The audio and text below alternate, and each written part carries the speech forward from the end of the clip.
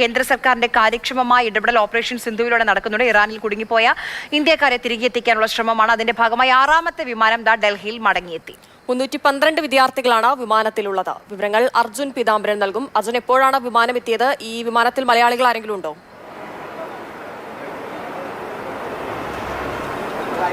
ഹിമ, Arya, 20 minute മുൻപാണ് 6ാമത്തെ വിമാനം operation സിന്ധുവിൻ്റെ ഭാഗമായിട്ട് ഇറാനിൽ നിന്ന് വരുന്ന 6ാമത്തെ വിമാനം ഡൽഹി അന്താരാഷ്ട്ര വിമാനത്താവളത്തിൽ എത്തിയിരിക്കുന്നത്.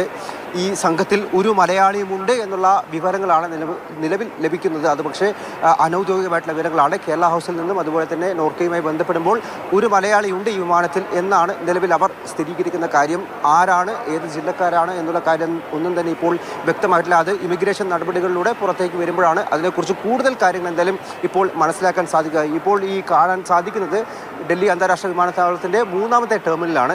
ഇതുവഴിയാണ് ഈ ഗേറ്റുകൾ വഴിയാണ് ഇവരെല്ലാവരും, ഈ 312 വിദ്യാർത്ഥികളും ഇപ്പോൾ പുറത്തു വരാൻ പോകുന്ന. അടുത്ത ഒരു അരമണിക്കൂറിനകം തന്നെ ഇവരെല്ലാവരും പുറത്തേക്ക് വരും. അങ്ങനെ ആകെ ഇറാനിൽ നിന്നും ഈ സംഘർഷം ഉണ്ടായതിനു ശേഷം ഇന്ത്യയിലേക്ക് മടങ്ങിയെത്തിയ ഇന്ത്യക്കാരുടെ എണ്ണം 1429 ആവുകയാണ്. അതിൽ തന്നെ ഏറ്റവും പ്രധാനം, ഈ 6ാമത്തെ വിമാനം വരുന്ന സമയത്ത് ഇറാനെ അമേരിക്ക ആക്രമിച്ചിരിക്കുന്നു. അതിൽ ഇസ്രയേലിനെ തിരിച്ച് ഇറാൻ ആക്രമിച്ചു. ഇസ്രയേൽ ഈ പശ്ചിമഭാഗത്ത്, ഇറാൻ്റെ പശ്ചിമഭാഗത്തും വീണ്ടും ആക്രമണങ്ങൾ നടത്തുന്നതിനിടയിലാണ് ഇറാൻ വീണ്ടും ഇന്ത്യക്ക് വേണ്ടി അവരുടെ വ്യോമപാത തുറന്നു നൽകുകയും അതിലൂടെ 312 ഇന്ത്യക്കാരെയും വഹിച്ചുകൊണ്ടുള്ള വലിയ വിമാനം ഇന്ത്യയെ ലക്ഷ്യമാക്കി പുറപ്പെട്ടതും 20 മിനിറ്റ് മുൻപ് ഇപ്പോൾ എത്തിയിരിക്കുകയും ചെയ്യുന്നത്. ഇനിയും 2500-ലധികം ഇന്ത്യക്കാരെയാണ് മടക്കിയെത്തിക്കാനുള്ളത്.